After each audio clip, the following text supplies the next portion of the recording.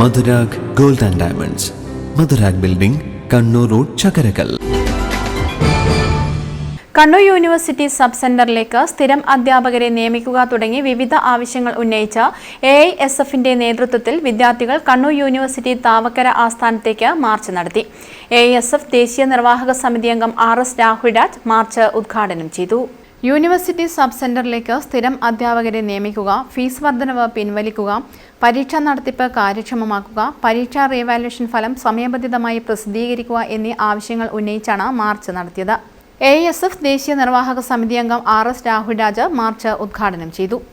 ഒരു യൂണിവേഴ്സിറ്റിയുടെ sub centre എന്ന നിലയിൽ കുറച്ചും കൂടി ജാഗ്രതയോടുകൂടിയും സൂക്ഷ്മതയോടുകൂടിയും ആ സബ് സെന്ററിന്റെ പ്രവർത്തനങ്ങളെ നോക്കിക്കാണേണ്ട യൂണിവേഴ്സിറ്റി തന്നെ, അതിന്റെ അധികൃതർ തന്നെ ആ സബ് സെന്ററുകളുടെ പ്രവർത്തനം ഒരുപക്ഷെ നിന്നു പോകുന്ന വിധത്തിൽ, നിലയ്ക്കുന്ന വിധത്തിലേക്കുള്ള ഒരു സമീപനമാണ് സ്വീകരിക്കുന്നത്. ഉന്നത വിദ്യാഭ്യാസ മേഖലയാണ്, ഗുണനിലവാരമുള്ള അധ്യാപകരെയാണ് നിയമിക്കേണ്ടത്.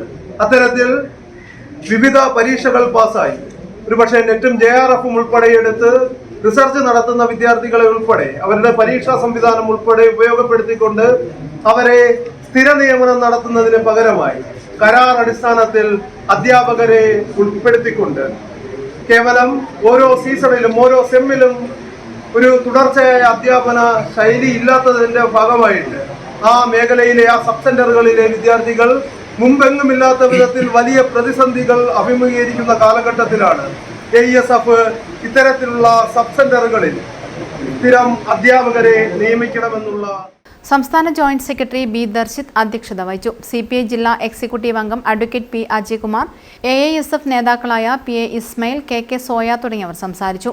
A. Prabhijith, A. Prannoy, C. Jaswant, Sreeparvathi, B. Ameesha, Anil Chandran തുടങ്ങിയവർ നേതൃത്വം നൽകി. News bureau, Kannur. കരുതലിന്റെ സ്നേഹസ്പർശം AKG memorial cooperative hospital, Kannur.